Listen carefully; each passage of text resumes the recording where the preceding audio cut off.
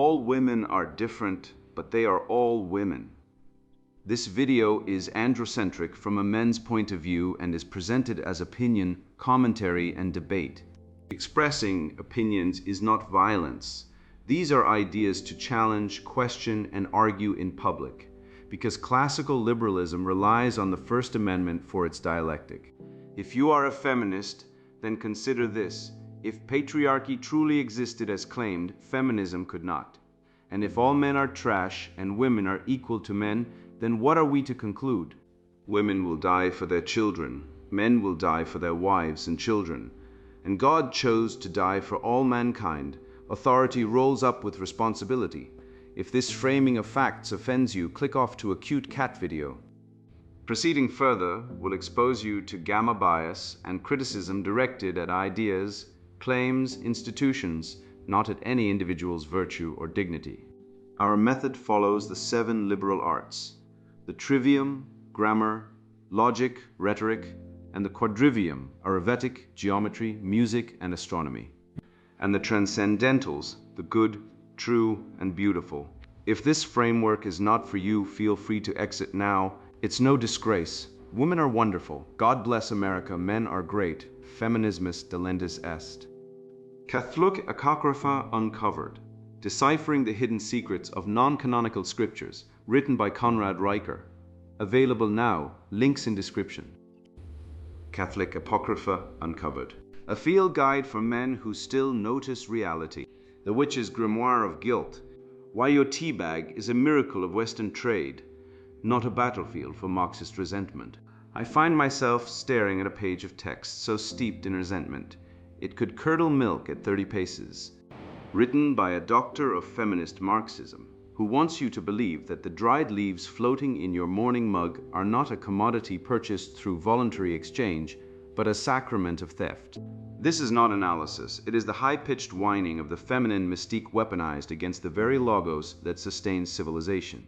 We are witnessing a linguistic seance where the ghost of Karl Marx attempts to possess the spirit of a suburban Wiccan, resulting in a text that functions less as scholarship and more as a diagnostic manual for cluster B personality disorders.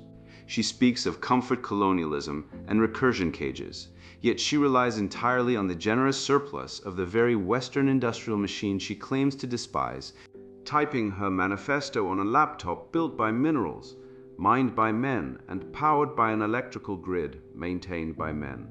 Seemingly oblivious to the irony that her entire worldview is a parasite feasting on the host it seeks to demonize. This is the essence of the conspiracy of lies, to convince the producer that his creation is a crime, and to convince the consumer that her consumption is a virtue. To dismantle this sorcery, we must summon the spirit of Schopenhauer and stare directly into the abyss of the female nature that has been unleashed upon our institutions without the tempering hand of masculine reason. She employs what I call the alchemy of envy, a precise rhetorical technique designed to transmute your earned comfort into unearned guilt via the catalyst of semantic inflation. Under the natural law of our ancestors, theft requires the forcible deprivation of property. Trade requires the voluntary exchange of value. By redefining your trip to the grocery store as violence, she seeks to bypass your dialectic faculty, your logic, and strike directly at your moral immune system, inducing a fever of shame that paralyzes your ability to defend your own territory. This is the witch's syllogism in action. If she feels you are oppressive, then you are oppressive, and any evidence you present to the contrary is merely proof of your immunity to her mystical knowledge. It is a self-sealing ideological loop designed to turn you into a compliant drone, funding your own dispossession while she sips her yarrow tea and congratulates herself on her moral superiority. Do not mistake this for mere academic lunacy. This is the front line of the war on the Western spirit, utilizing the foreriders of the empathy gap and gamma bias to erode the foundations of your life. While this witch weeps over the hypothetical suffering of tea leaves and invents traumas for the women who harvested them, she remains stone-cold, silent on the very real, very material suffering of the men who built the roads, fought the wars, and logged the forests that make her delicate, contemplative lifestyle possible. The empathy gap is so wide you could sail an aircraft carrier through it. Male disposability is the water she swims in, invisible and expected. While female discomfort, even the discomfort of a trade show in Anaheim, is elevated to the status of a humanitarian crisis. We are dealing with an autoimmune disorder of the culture, where the antibodies of social justice attack the healthy tissue of production and patriarchy, leaving the body politic weak, demoralized, and ripe for conquest by those who deal in feelings rather than facts. We must break the spell not with gentleness, but with the relentless, crushing weight of the truth. Buncombe article by a feminist PhD. Comfort, Colonialism, and the Sacrament of Theft. Why Your Tea Bag is a Battlefield and Rest Itself is Stolen Land, by Dr. Winona, feminist Marxist PhD. I am writing this from the crook of an ancient ritual, a mug of hand-blended yarrow and nettle, held between palms that have cast circles under harvest moons and dismantled patriarchal syllabi in faculty meetings with equal precision. The steam rising carries questions most of you have been trained not to ask. I will ask them anyway, because that is what witches do. We ask, we name, we break. Let us speak of comfort. Let us speak of its theft. Every day, across the colonized territories, we misname nations. Millions of hands reach for small paper sachets filled with dried leaves. The gesture is automatic, inherited, seemingly innocent. You call it tea. I call it comfort colonialism, the systematic extraction of restorative capacity from the bodies of the global proletariat, repackaged and sold back to you as self-care. This is not metaphor. This is material analysis rendered invisible through the sorcery of commodity fetishism. The sachet as wound dressing. Consider the herbal tea sachet. Really consider it, not with the consumer's glazed eye, but with the witch's sight that perceives the threads of power woven through all things. What do you see? A small bag, pleasantly textured, perhaps decorated with inoffensive watercolor florals, a string, a tag, innocence itself. But the sachet is a technology of concealment.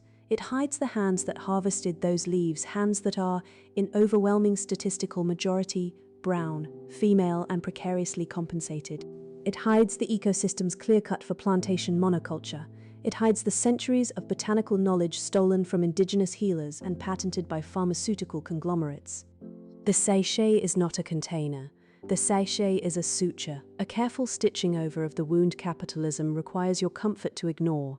Every time you brew, you participate in the oldest trick of imperial power, the transformation of theft into gift, of violence into relaxation, of exploitation into self-care.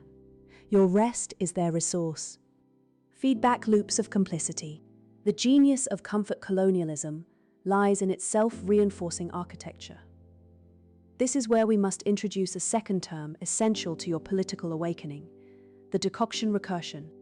In herbalism, a decoction is a method of extraction, plant material boiled until its essence concentrates into something stronger.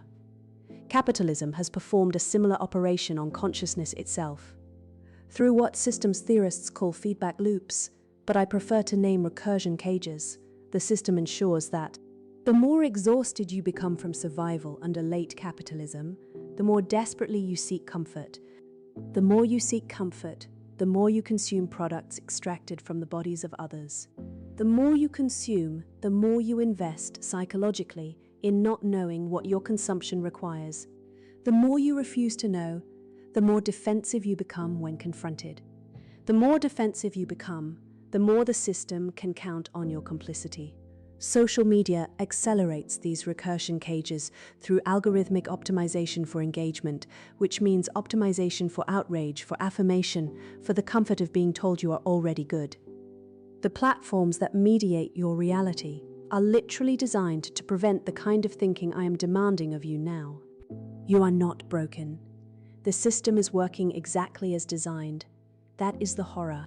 Trade shows as temples of exclusion. Last autumn I was invited, on condition of my institutional affiliation, itself a compromise I grapple with daily, to speak at a Natural Products Expo in Anaheim. The invitation came from a former student now working in sustainable sourcing. Her guilt was palpable. her hope that I might bring perspective touching in its naivety. What I witnessed there deserves documentation as a case study in institutionalized exclusion. Picture 40,000 professionals, overwhelmingly white, middle class, and possessed of the particular soft-handed confidence that announces, "I have never been unsure of my right to occupy space," circulating through booths marketing wellness, at price points that would feed a tea plantation worker's family for months. The language was instructive: ethical sourcing, fair for life, community impact. Each booth displayed photographs of smiling brown women in traditional dress, surrounded by children, holding herbs. Exhibit A in the Archive of Comfortable Lies. I asked one vendor, a man whose beard and knit vest performed a progressiveness his answers did not deliver, to explain his company's profit-sharing structure with the communities depicted. The performance of welcome collapsed. I was coming at this from an extreme position. I was not understanding the economic realities. I was eventually making a scene and asked to leave his booth. The trade show is a sacramental space in the religion of capitalism. Its rituals exclude by design. Its incense is the smell of money laundering through morality. Its communion wine is the soporific assurance that consumption can be ethical if one purchases the right certifications. I walked the floor for 3 hours counting faces of the approximately 40,000 attendees. I identified perhaps 400 who might plausibly claim experience with the labor their products require. The rest were parasites, professional parasites, well-meaning parasites, some of them, but parasites nonetheless, feeding on the rendered fat of stolen land and stolen labor and stolen knowledge, calling it industry. The theoretical architecture of comfort colonialism. What I am describing has precedence in the work of theorists whose names most of you have been prevented from learning. Foucault's analysis of disciplinary power. Federici's excavation of the witch hunts as primitive accumulation. Mbembe's theorization of necropolitics. Spivak's interrogation of the subaltern's voice. But theory without praxis is merely another form of comfort colonialism, intellectual this time, extraction of radical thought rendered safe through academic domestication. So let me offer something actionable, even if action itself has been colonized by the logic of the spectacle. Comfort colonialism names the totality of processes by which rest, restoration, and healing, basic requirements for survival under systems designed to exhaust you, are transformed into commodities sold back at profit, status markers dividing the deserving from the disposable, individual responsibilities that obscure collective conditions, apolitical rituals that naturalize the political arrangement of the world. The herbal tea industry is merely one node in this system, but it is a revealing one because it performs its own innocence so aggressively. Natural, holistic healing. The more insistently a product claims to transcend politics, the more certainly it is enmeshed in exploitation. A reckoning, not a recommendation. By now, some readers will be experiencing discomfort. Good. Discomfort is the sensation of consciousness encountering the bars of its cage. Others will be defensive. I buy fair trade. I source locally. My herbalist is a woman of color. I invite you to notice how quickly your mind reached for inoculations against critique. That reaching is the recursion cage in action. That reaching is why nothing changes. A smaller subset, overwhelmingly male, statistically certain to comment, will feel anger. They will perceive this analysis as an attack. They will invoke logic and evidence and real solutions while providing none themselves. I will not address them directly because addressing them grants them a platform their arguments have not earned. Their anger is diagnostic. It proves the analysis lands. To those whose first instinct is to argue rather than sit with discomfort, your reaction is not thought. Your reaction is immune response. The system you cannot see is protecting itself through you. Toward a decoction praxis. I am not here to offer solutions that fit comfortably in your existing frameworks. Comfortable solutions are how we got here. But I will name what must occur, even if naming costs me the remaining credibility my credentials provide. First, a moratorium on all comfort industry products that cannot demonstrate worker ownership of the full production chain, not fair wages, not community investment, worker ownership.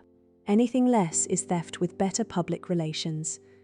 Second, a commitment to making every act of rest explicitly political. If you brew tea, you must do so while naming the extraction that made it possible. If you cannot do this, you are not resting, you are collaborating. Third, a rejection of all institutional affiliations that depend on comfort colonialism for their funding. This includes, I acknowledge with no small bitterness, most gender studies programs, most equity-stability initiatives, most professional paths available to those who perceive what I perceive. Fourth, the development of alternative infrastructures for care and restoration, communally owned, non-extractive, accessible only through contribution rather than currency. This is not impossible. This is what mutual aid has always been, that you have been prevented from imagining it is itself a victory of the system against you. Fifth, a willingness to be unpopular, to be dismissed, to be called extreme and unrealistic and divisive. The language of respectability is the language of containment. Divisiveness is what happens when someone points at divisions that already exist. What the coven knows. In my other life, the one that meets under new moons, that speaks in languages older than capitalism, that has preserved knowledge through centuries of persecution, we have a saying, that which is not shared is stolen. This is not merely spiritual sentiment. This is material analysis refined across generations of survival. Every comfort you hoard is theft from someone who needs it more. Every healing you privatize is violence against the collective body. Every self-care ritual that begins and ends with the self is, in aggregate, how the system perpetuates itself. I'm not asking you to suffer. I am asking you to recognize that your comfort has always required the suffering of others, and to let that recognition break something open in you rather than hardening into guilt or defensiveness. Guilt is another recursion cage. Guilt allows you to feel bad without changing anything. Feel grief instead. Grief motivates. Grieve for what has been stolen from you, from all of us, and let that grief become something that does not ask permission before it acts. The steam rises. My tea has gone cold while writing this. The yarrow and nettle have given everything they had to give. In a moment, I will add the remains to my compost, where they will feed soil that will feed plants that will feed me or someone else in the endless reciprocity that capitalism cannot fully kill, no matter how hard it tries. This is not absolution. Nothing is absolution. There is only the next choice and the next, each one an opportunity to align yourself with extraction or resistance. Your tea bag is a battlefield. Your comfort is stolen land. Your refusal to see these things is the only thing keeping the system alive. See it anyway. Name it anyway. Act anyway. Suggested hashtag for collective discussion. Comfort is theft. For those seeking resources, do not message me asking for reading lists. The knowledge you need cannot be downloaded. It must be built through relationship with those who have survived what you are only beginning to perceive. Find local organizers. Show up. Listen. Do not demand education from those you claim to support. Offer material support and receive whatever teaching is offered in return. The coven is not a directory. The coven is a practice of mutual recognition and mutual aid. You join by doing the work, not by asking where to sign. The alchemy of envy, transmuting trade into theft via semantic inflation. I have a PhD in grievance and a mug of nettles, therefore your existence is violence. Thus saith the high priestess of the coven, Dr. Winona, feminist Marxist, ensconced in the crook of an ancient ritual, which apparently involves sipping hot leaf juice while diagnosing the moral failings of the entire Western Hemisphere. Before we even inspect the substance of her argument, observe the mechanism of her authority, the SKMFDPSI model in action. She establishes statics not through achievement or logical rigor, but via identity-gated knowledge. She claims the witch's cite, a classic manifestation of standpoint epistemology, a rhetorical trick where victimhood is transmuted into clairvoyance. If you are not a witch or a survivor, you are blind to the invisible threads of power. This creates a self-sealing immunity. Your inability to see the ghost proves the ghost is real, and your skepticism is merely evidence of your glazed eye. It is the epistemology of the toddler who insists there is a monster under the bed, and if you can't see it, it's because you lack the special goggles only she possesses. Let us perform an etymological exorcism on her central sacrament, the transmutation of trade into theft. The good doctor insists that your purchase of a tea bag is comfort colonialism, a systematic extraction. In the Western tradition, we revere, specifically under the natural law of the scholastics, theft is the unauthorized taking of property, whereas trade is the voluntary exchange of title to goods. When I hand a merchant $3 and he hands me a box of peppermint tea, a miracle of cooperation occurs, a coordination of the civil society associations that de Tocqueville admired. The merchant values the money more than the tea. I value the tea more than the money. We both profit. In the doctor's looking-glass world, however, this reciprocity is redefined as extraction. She inflates the meaning of a commercial transaction into a crime, relying on the feeling of guilt to bypass your logic. If trade is theft, then the only moral act is stagnation, or more likely, looting. This is not analysis, it is the semantic inflation of envy, turning the engine of prosperity into a narrative of predation to justify the seizure of power. Consider her description of the tea sachet as a suture hiding the brown female hands that harvested it. Here we find the gamma bias in full bloom, the cognitive distortion where female suffering is amplified and agency is erased. The doctor treats the global South laborer not as a rational actor engaging in the apprenticeship mastery ladder of agricultural work to feed her family, but as a passive moral patient being drained of vitality by the white consumer. This is the soft bigotry of low expectations draped in the robes of social justice.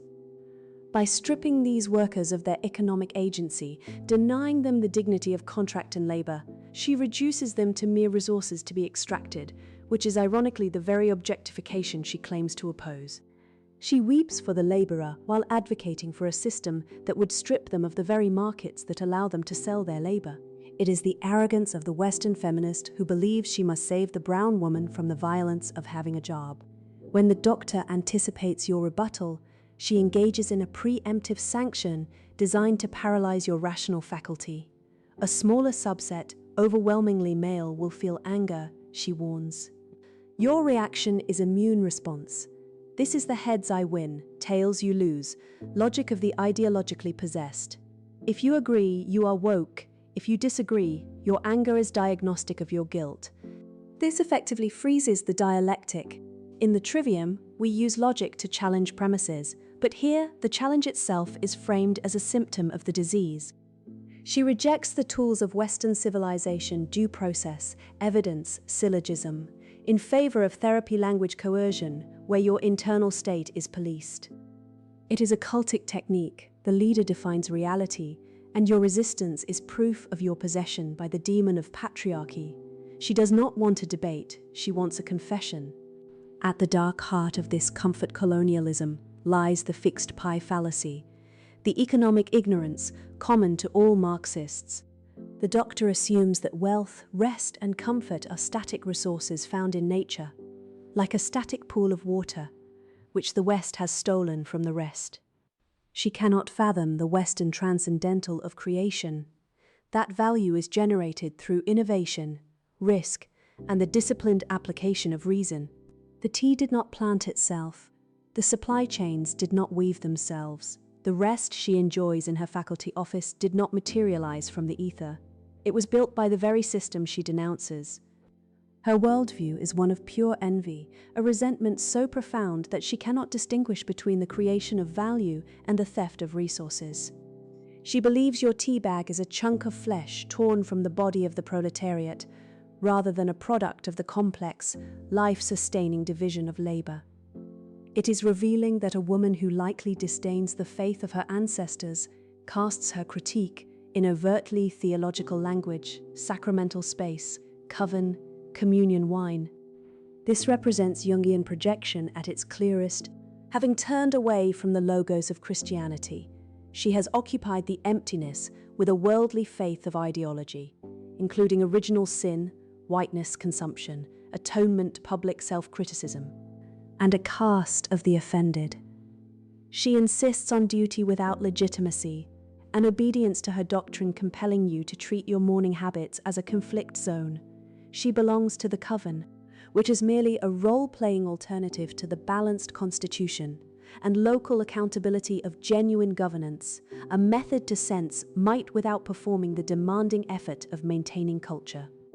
Her decoction method is a frantic bid to ritualize her own resentment.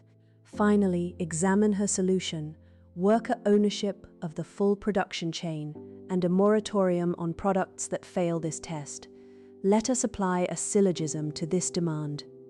Major premise: the production of tea requires global logistics, shipping, marketing, and risk management across years. Minor premise: worker ownership implies every laborer must manage these complexities or collectively vote on them. Conclusion: this is impossible without a totalitarian power structure to enforce it. She is not advocating for fairness. She is advocating for the collapse of the division of labor. She yearns for a world where no one has tea because the existence of tea requires hierarchy, competence, and the inequality of outcome that naturally arises from the unequal distribution of talent and ambition.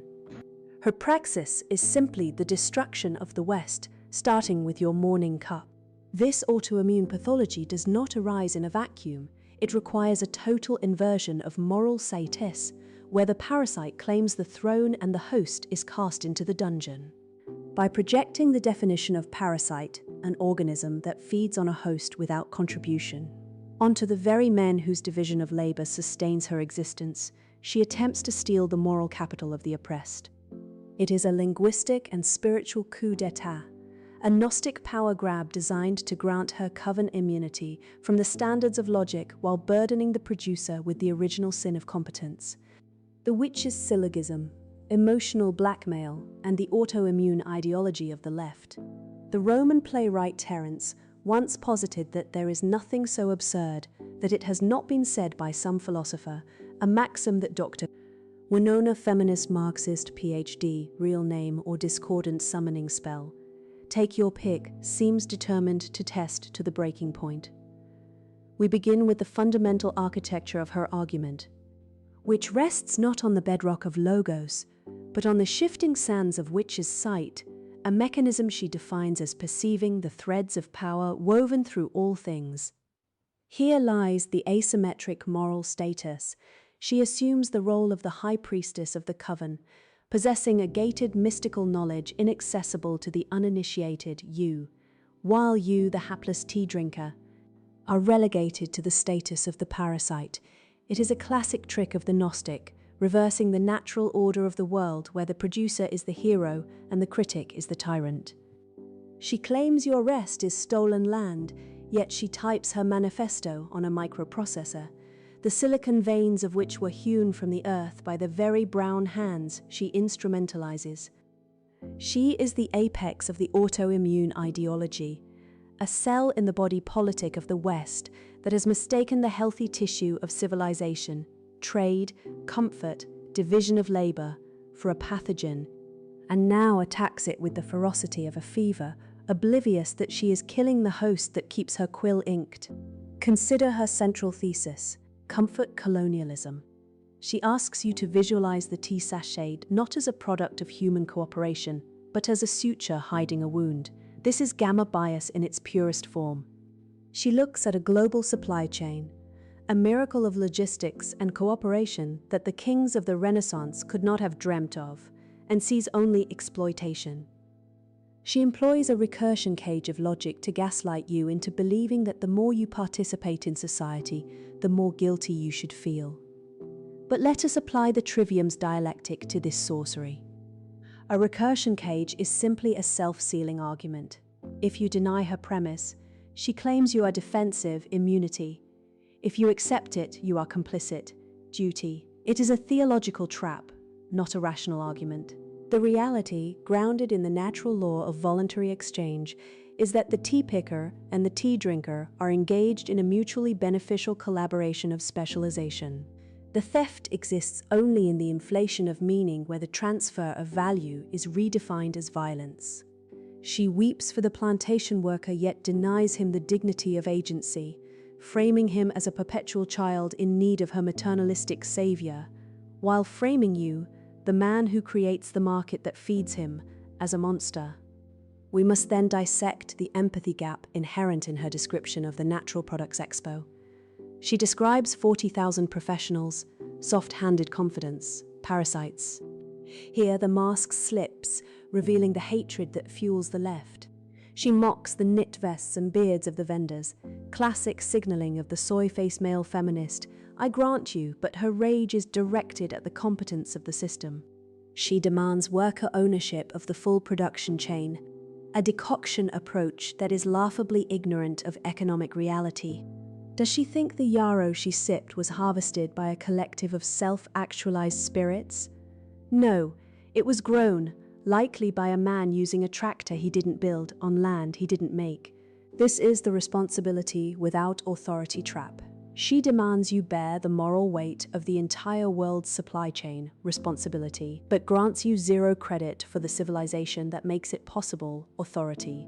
She ignores the male disposability that builds the roads, mines the metals, and patrols the seas to get that tea to her mug, dismissing the 93% of workplace fatalities that are men as mere economic realities to be glossed over with the word parasite.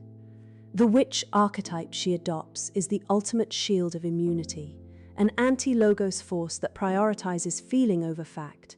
She explicitly tells you to bypass logic and feel grief instead of guilt. Why? Because grief is a passive, paralyzing emotion, whereas logic is an active tool for solving problems. She uses therapy language coercion to induce a state of demoralization. She admits her tea has gone cold, a perfect metaphor for the left's ideology. It takes the boiling energy of a vibrant civilization, the hot tea of industrial progress, and lets it sit until it is tepid and lifeless. Then pours it onto the compost heap of history. She claims that which is not shared is stolen, a complete inversion of the natural law of property and the virtue of charity. If you do not give what is yours by right of labor or trade, you are a thief. This is not theology, it is emotional blackmail. It is the cry of the toddler who believes the mere existence of a toy in another's hand constitutes a crime against them. Ultimately, Dr. Feminist Marxist is not offering a strategy for the salvation of the worker. She is offering a sacrament of death for the West. Her moratorium on comfort products is a call for de-industrialization, which would sentence the global proletariat she pretends to love to the very subsistence farming she claims to decry. She is a tourist in the land of suffering, using comfort colonialism as a status signal to wield power over you. The conspiracy of lies is fully visible here. The redefinition of virtue as theft, production as parasitism, and rest as violence. Do not drink her decoction. It is a hemlock brewed from the resentment of the barren and the spiteful. Break the syllogism of the witch. Your tea bag is not a battlefield. It is a trophy of civilization, earned by the sweat of men who built a world where a woman can complain about the water supply while sipping imported herbs and call it oppression. You have witnessed the witch brew her potion, and you have seen it for what it is: poison. She offers you a chalice of decoction de crème and demands you drink the hemlock of guilt so that you might die to your own nature. But you are a man of the West, and your nature is logos. You build, you trade, you conquer difficulty. You do not extract comfort like a thief. You create it like a god. When you purchase that tea, you are completing a sacred ritual of civilization itself, the handshake across oceans, the division of labor, the mutual benefit that lifted humanity out of the mud. The witch calls this theft because she creates nothing. She is a spiritual and intellectual rent seeker. She must transmute voluntary exchange into violence, meaning to activate your moral empathy, feeling and hijack your duty, turning your natural drive to provide into a whip with which she flagellates you. The witch's recursion cage is simply the machinery of envy automated. She frames the complexity of the global supply chain, the triumph of logistics, risk management, and cooperation as a prison because she cannot participate in it. She cannot build the ship, navigate the trade winds, or negotiate the contract, so she condemns the entire enterprise as sinful. This is the fixed pie fallacy, weaponized by the narcissist who can't stand to see others succeed. She demands you tear down the cathedrals of commerce and return to the mud, subservient to her coven of unaccountable priestesses who will determine the correct allocation of rest. It is power laundering via guilt. Don't fall for it. Discomfort is not wisdom. It is often just a signal that someone is trying to rob you. Reject the therapeutic language of trauma and harm used to dismantle the impartial rule of law, due process, and replace it with the whims of the emotional inquisitor. The battle for the tea bag is indeed a battlefield, but not in the way she thinks. It is a skirmish in the total war on male competence and Western sovereignty. She wants you to believe that your rest is stolen land, so you never feel entitled to the fruits of your labor, so you never demand authority over your own life.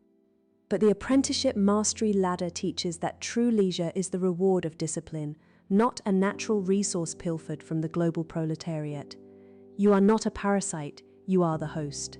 Without your industriousness, your logic, and your willingness to shoulder the burden of reality, there is no tea, no trade, no civilization, only the howling wilderness where the witch and her coven wield power over cowering victims.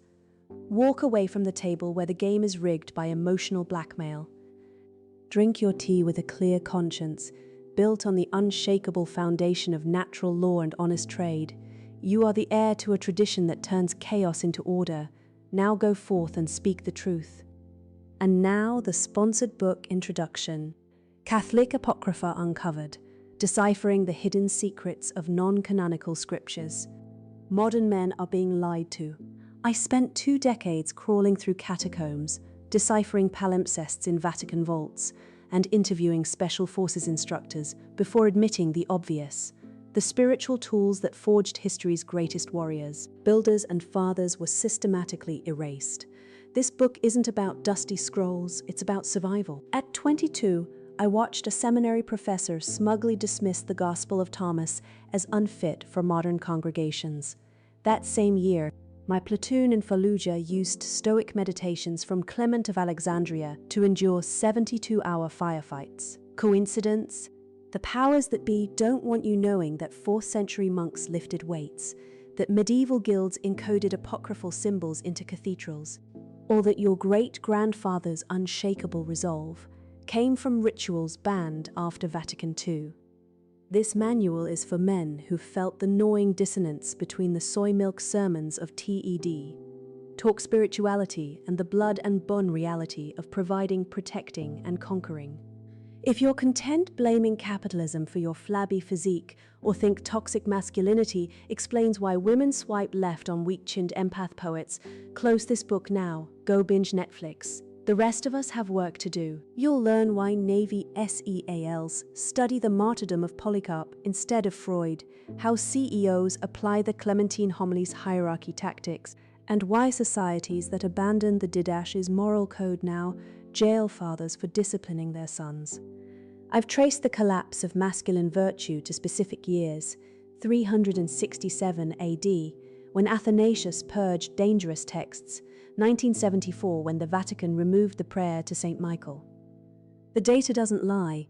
73% of men flee feminized churches, 82% of medieval guilds relied on apocryphal symbols, testosterone levels nosedive in boys raised on participation trophies. This isn't theory, it's combat anthropology. You'll either weaponize the Gnostic war manuals and blood oaths I've resurrected, or join the castrated masses begging for basic income while robots take their jobs and wives. Your ancestors didn't carve empires by embracing vulnerability. They drank from springs you've been told are poisoned. Time to choose. Keep slurping the soma of collapse, or raid the Vatican's intellectual armory with me. The apocalypse isn't coming, it's here. Your move, warrior. Catholic Apocrypha Uncovered, Deciphering the Hidden Secrets of Non-Canonical Scriptures, written by Conrad Reicher. Buy now, links in description.